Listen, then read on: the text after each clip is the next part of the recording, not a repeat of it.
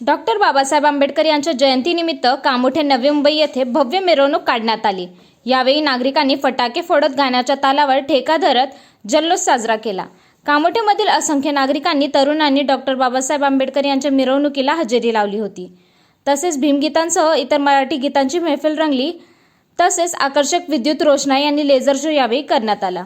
गेल्या अनेक वर्षांपासून भीम जयंती अगदी मोठ्या थाटामाटात साजरी करण्यात येत असून यावर्षी कामोठे शहरात भव्य मिरवणूक काढत नागरिकांचा उत्साह पाहायला मिळाला।